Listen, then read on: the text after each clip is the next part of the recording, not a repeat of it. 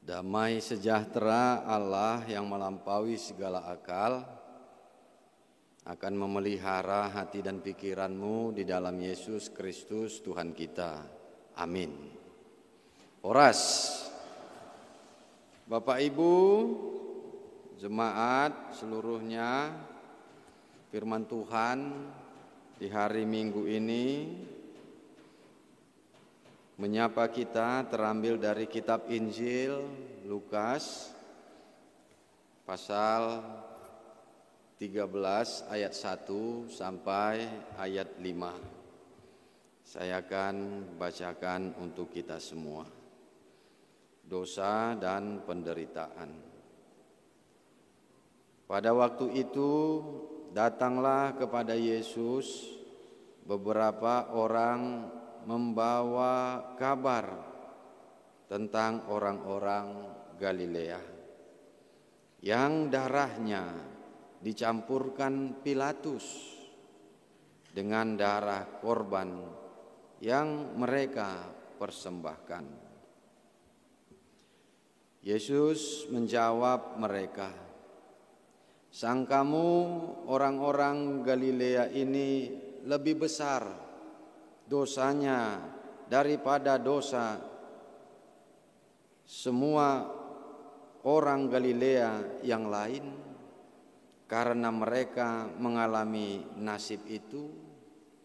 Tidak, kataku kepadamu. Tetapi jikalau kamu tidak bertobat,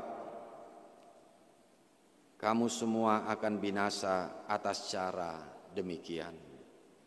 Atau sangkamu ke-18 orang yang mati ditimpa menara dekat Siloam lebih besar kesalahannya daripada kesalahan semua orang lain yang diam di Yerusalem? Tidak, kataku kepadamu. Tetapi jikalau kamu tidak bertobat, kamu semua akan binasa atas cara demikian." Demikianlah firman Tuhan. Bapak Ibu jemaat yang dikasihi Tuhan kita Yesus Kristus, kalau kita pernah mendengar nama tokoh ataupun pejabatlah dulu ya, masa pemerintahan Jokowi, ada seorang pejabat menteri yang namanya Ignatius Jonan. Ignatius Jonan beragama Katolik. Dia pernah sempat menjabat menteri perhubungan. Saya kira dia, kalau yang anak-anak remaja mungkin masih masih muda ya, kira-kira mungkin 10 tahun yang lalu itu ya. Cukup menjadi perhatian apa yang dilakukannya, khususnya dalam membenahi kereta api PT KAI. Di masa kepemimpinannya bisa dikatakan signifikan, begitu luar biasa. Peningkatan seluruh pelayanan, peningkatan kualitas, sehingga semakin banyak orang naik kereta api. Saya kira terasa sampai sekarang. Kalau saya pernah melihat ya cuplikan video singkat seperti itu, dia mendapat laporan dari bawahannya. Luar biasa Pak, kompetitor kita ataupun saingan kita. Tentu saja maksudnya itu adalah armada yang lain. Angkutan darat ya, bus, begitu juga kapal laut ataupun juga pesawat, khususnya di daerah Pulau Jawa. Mereka walaupun ada peminatnya tetapi kalah bersaing dengan peminat dari bus Begitu juga pesawat. Tapi kalau sekarang sudah sangat luar biasa peminatnya kereta api karena peningkatan pelayanan. Apa yang dikatakannya? Kita jangan menghabiskan energi, jangan banyak fokus kepada kompetitor. Tetapi yang lebih baik kita lakukan adalah fokus bagaimana membenahi diri kita. Dan itu yang dilakukannya. Membenahi segala bidang di dalam PT KAI itu. Baik itu manajemennya, sistemnya, kemudian segala pelayanannya, kualitas di dalam kereta api, kebersihannya, toiletnya, dan lain sebagainya. Sehingga signifikan luar biasa yang terjadi. Sehingga drastis. Begitu banyak peminat untuk naik kereta api. Itu saya sampaikan Bapak Ibu untuk kita. Karena banyak orang menganggap kompetitornya adalah orang lain, saingannya adalah orang lain. Lebih enak untuk melihat orang lain daripada melihat diri sendiri. Sebabnya ada juga suatu perkataan dari seorang yang bernama Carl Gustav Jung dari Swedia ya. Saya kira kita pernah juga mendengar, melihatnya itu ya. Di media-media sosial kalimatnya yang mengatakan berpikir itu sulit. Itu sebabnya kebanyakan orang lebih suka menilai. Berpikir itu sulit, itu sebabnya kebanyakan orang lebih suka menilai. Melihat yang lain tanpa melihat ke dalam dirinya. Paling gampang itu menilai ataupun melihat orang lain. Oh, kegagalannya itu ya memang kayak ginilah dia. Ya wajarlah gagal. Namanya yang dilakukannya seperti itu. Ya seperti itulah yang terjadi akibatnya itu. Karena yang dilakukannya ini. Karena seperti ini. Menilai, melihat orang lain itu sangat mudah, sangat gampang. Tetapi bagaimana dia berpikir untuk melihat diri sendiri, itu yang menjadi sulit. Apalagi kebiasaan.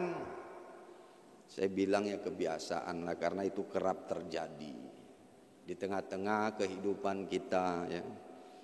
Komentar itu sangat gampang, tapi melakukannya itu sangat sulit ya kan. Kalah Indonesia 5-1 ya komentar di mana-mana pertandingan bola contohnya seperti itu.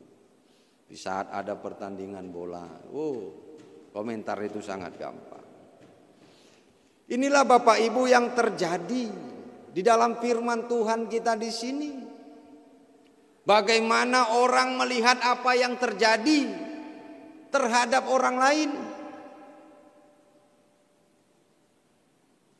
Kalau kita lihat apa yang dikatakan oleh Tuhan Yesus Kristus, terlihat di sini bahwa yang ada di dalam hati, yang ada di dalam pikiran yang mendapatkan Yesus ataupun yang datang kepada Yesus itu adalah bahwa mereka yang datang itu lebih suci, lebih baik. Tetapi apa yang dikatakan oleh Tuhan Yesus? Sampai 2 kali dia mengatakan di ayat 3 dan ayat yang kelima itu, tidak kataku kepadamu, tetapi jikalau kamu tidak bertobat, kamu semua akan binasa atas cara demikian. 2 kali untuk menekankan ayat yang kedua dan ayat yang keempat itu. Bagaimana di dalam hati dan pikiran mereka. Sangkamu orang-orang Galilea ini lebih besar dosanya daripada dosa semua orang Galilea yang lain, karena mereka mengalami nasib itu. Tidak kataku kepadamu.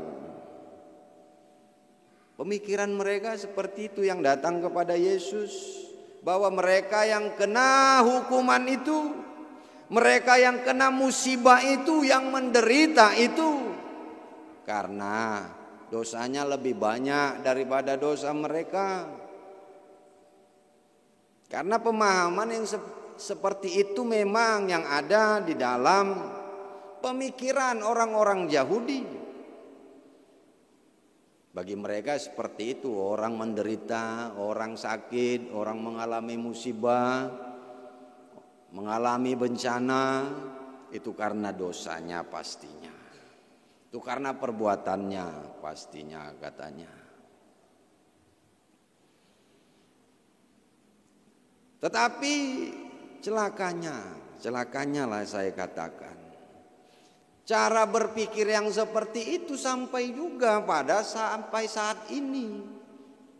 Masih ada juga orang-orang yang mengatakan, yang menghakimi orang lain. Di saat orang lain mengalami suatu penderitaan, di saat orang lain mengalami suatu musibah, dia menghakimi dengan mengatakan bahwa itu akibat dari perbuatan-perbuatannya, akibat dari dosanya yang telah dilakukannya. Tetapi inilah yang mau diajarkan oleh Tuhan Yesus, bahwa kalaupun ada orang-orang yang mengalami suatu penderitaan, mengalami suatu musibah di dalam kehidupannya, itu bukan berarti karena dosanya lebih banyak daripada orang yang tidak mengalami itu. Kita bisa melihat Bapak Ibu, apalagi baru-baru ini terjadi bencana, khususnya di daerah Tapanuli, di daerah Parapat, ya, mengalami banjir yang begitu besar. Di daerah Tapanuli sana juga mengalami hal seperti itu. Kalau tidak salah daerah Pahae, sebelumnya juga daerah Sarula juga sudah mengalami bencana. Tapi kembali firman Tuhan ini,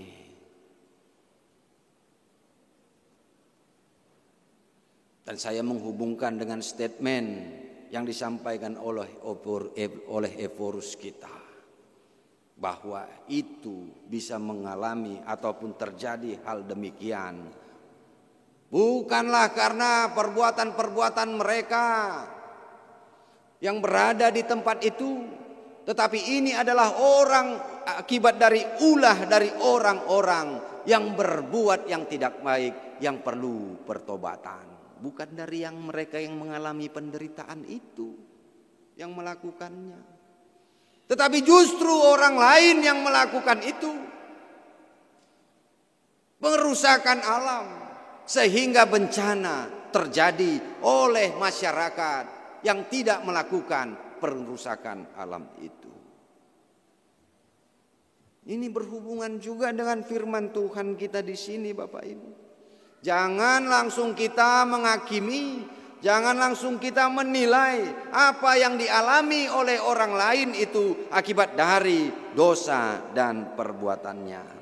Tetapi yang terpenting, kalau kita perhatikan yang mau disampaikan Tuhan Yesus Kristus melalui firman Tuhan kita di sini, Bapak Ibu, adalah yang pertama, bahwa Tuhan mau mengajak supaya setiap orang bukan menilai, bukan menghakimi orang lain, tetapi justru melihat dirinya sendiri, introspeksi diri untuk semakin memperbaharui dirinya dan tidak menghakimi orang lain. Dengan mengatakan tadi, tidak kataku kepadamu, tetapi jikalau kamu tidak bertobat, kamu semua akan binasa atas cara demikian. Yang diajarkan Tuhan kepada kita pada saat ini adalah bagaimana kita untuk mau mengintrospeksi diri kita, memperbaharui diri kita untuk semakin lebih baik. Sebagaimana topik minggu kita pada saat ini, bertobat agar tidak binasa. Jangan justru banyak menghabiskan energi, menghabiskan pikiran untuk mengurusi orang lain, tetapi fokus kepada diri sendiri, membenahi diri sendiri. Apa yang menjadi kekurangan kita, kita benahi, kita perbaiki. Itu juga yang menjadi sasaran di dalam tahun transformasi ini, Bapak Ibu. AKBP pada tahun ini berdasarkan dari kitab Roma 12 ayat 2 itu, gabenai baru mahamu, diperbaharui oleh akal budimu, supaya kita semakin memperbaharui diri kita. Bukan fokus kepada yang lain, tapi fokus kepada diri sendiri. Ini juga yang saya mau sampaikan kepada anak-anak muda ya, remaja, naposo. Yang mau disampaikan di sini fokus kepada diri sendiri. Fokus kepada kemampuanmu, fokus kepada engkau meningkatkan kompetensimu, fokus kau kepada untuk semakin memperbaharui dirimu atas segala kekurangan kelemahanmu yang ada. Jangan engkau ragu menghadapi segala tantangan perkembangan yang ada pada zaman ini. Kau mungkin melihat sana sini dengan apa yang terjadi, melihat orang lain dengan kekuatan dan kemampuannya. Tetapi firman Tuhan di sini mengajak supaya kamu untuk fokus meningkatkan kemampuanmu, kompetensimu, sehingga kau semakin lebih baik lagi, semakin hebat lagi. Itu yang mau saya sampaikan. Sebagaimana Daud, dia dengan yakin percaya atas kekuatan dan kemampuannya bersama dengan Tuhan mengalahkan siapa? Mengalahkan siapa si Daud? Si Goliat yang kuat itu, yang besar itu. Tetapi tidak itu yang dipikirkannya, tetapi dia fokus akan kemampuan dirinya bersama dengan Tuhan, dia akan mampu mengalahkannya. Itu yang harus kamu lakukan. Anak-anak muda, beratnya apa yang terjadi pada saat ini, perkembangan zaman yang semakin bisa saja tantangan semakin sulit yang harus engkau hadapi. Tetapi firman Tuhan mau mengajak di sini supaya setiap orang untuk mau introspeksi diri, meningkatkan kemampuan dirinya. Bukan pula untuk banyak menghabiskan waktu dan tenaganya kepada yang lain. Yang terakhir, Bapak Ibu, yang mau saya sampaikan melalui firman Tuhan kita di sini,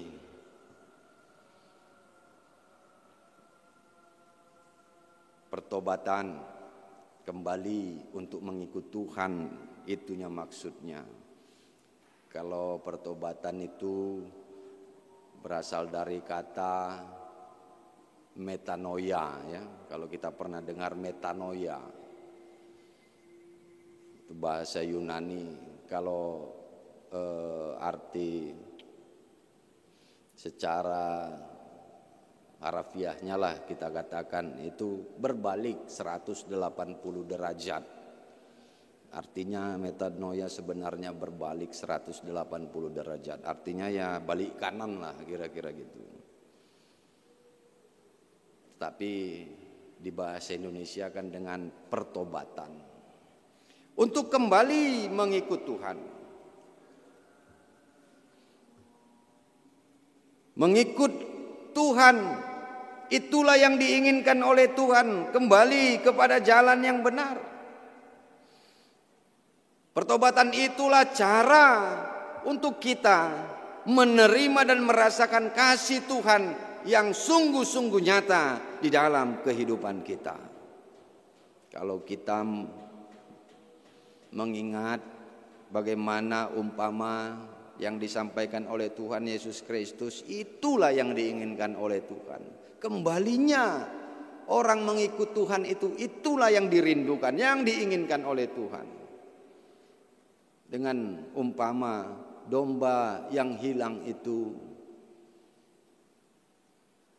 satu saja domba yang hilang, itu yang dicari oleh Tuhan. Itu umpama yang disampaikan oleh Tuhan Yesus Kristus. Demikianlah sesungguhnya kerinduan Tuhan untuk supaya setiap orang mengikut Dia, kembali kepada Dia, meninggalkan segala kejahatannya. Kalau bahasa Bataknya dikatakan lah ya, amu mula ni parjahatido nahina lomohon ni debata. Kembalinya orang ke jalan yang benar, itu yang diinginkan oleh Tuhan dari Yehezkiel 33 ayat 11 itu. Itulah jalan yang harus kita lakukan untuk menerima dengan nyata segala kasih kebaikan yang daripada Tuhan. Inilah jalan bagi kita untuk menikmati, mendapatkan berkat yang daripada Tuhan yang telah Tuhan sediakan. Dan Tuhan akan bersuka cita menyambut kita, memberikan yang terbaik kepada kita di saat kita kembali kepadanya. Bagaikan kalau kita pernah mendengar umpama anak yang hilang itu, di mana dia pergi berfoya-foya menghabiskan yang diberikan oleh bapaknya. Setelah dia tidak bisa berbuat apa-apa lagi karena sudah dihabiskannya, bukannya marah bapaknya, tetapi justru menyambutnya dengan bersukacita, bahkan mempersiapkan pesta penyambutan untuk anaknya yang hilang itu. Demikianlah besarnya sukacita Tuhan kepada kita yang akan kembali kepadanya. Dan itulah jalan bagi kita untuk menerima segala kebaikan, segala berkat, segala kasih yang telah Tuhan sediakan bagi orang-orang yang mau kembali kepadanya. Amin. Kita berdoa.